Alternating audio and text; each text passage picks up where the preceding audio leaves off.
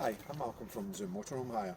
This is a quick instructional video of our LENNOX vehicle to help familiarise your party ahead of vehicle collection. This is the refuelling point. So the vehicle takes diesel and the AdBlue we fill up every time it comes back, so you won't need to put any AdBlue in. Just make sure that you do fill it with diesel and not petrol. There will be a black diesel sticker here just to remind you guys at point of filling. This is your toilet cassette locker.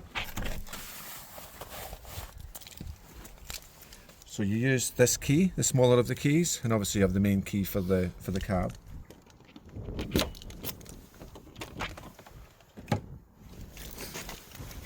And you'll see under here there's a little clip.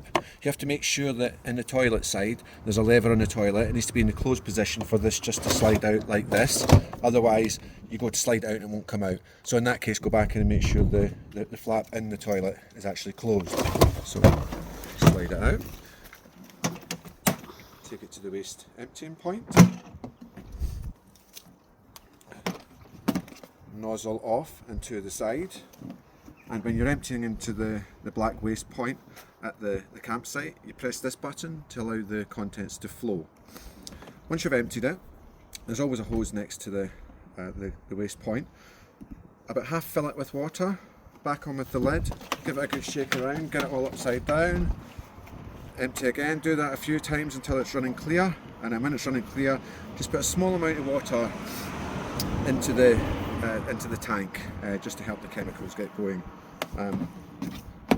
Back on with the lid, slide it back into place, and that's it.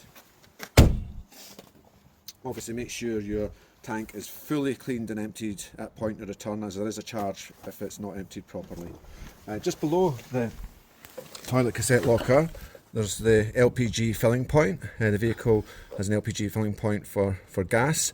Full instructions will be provided at point of collection on how to fill up. A video will be provided showing you how to do it, and in addition to that we'll send you a link to LPG filling points around the country.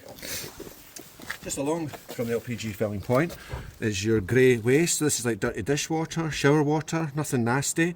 Some campsites don't mind if it's open, and as you run water it just runs straight into the pitch. However, some do. This is it currently in the closed position, so as you run water it will store it in the tank. And at the campsite they have a waste emptying point, so you drive over it, use the spanner provided, open it up, and then the contents about a foot inside here falls into the drain.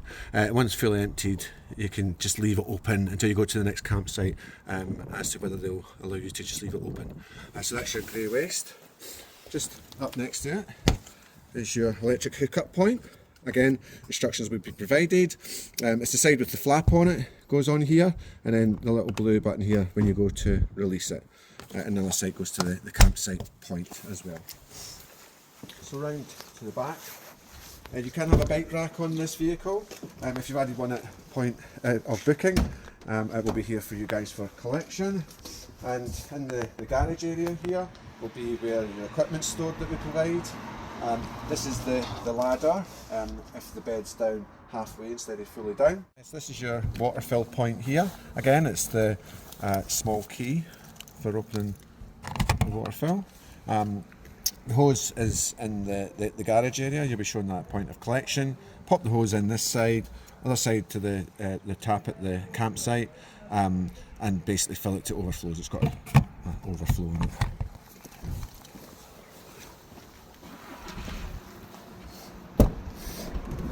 Your main sliding side door, your fly screen. Make sure you do this two-handed, because you break it if you do it one-handed. This pulls over here, and the button for the step is just here, and for closing it also. If you meet people on the tight roads up in Scotland, make sure you pull your wing mirror in and then push it back out. If anything tends to get caught, it's this wing mirror, so just be careful with that. We do pre-hire safety checks, make sure all the fluid levels and everything are as they should be, so you won't need to do anything up the front end. So if we can then go inside, Okay, so this is the control panel for the electrics and the heating and hot water. A couple of switches here for your external light and some internal lighting. So leave these panels on all the time. Please don't switch them off, because if you switch them off it can end up tripping the heating hot water a little bit. So just leave them on constantly. You'll see here at the top, so this is your battery voltage. So you can see your leisure battery is currently 12.3 volts, which is 75%.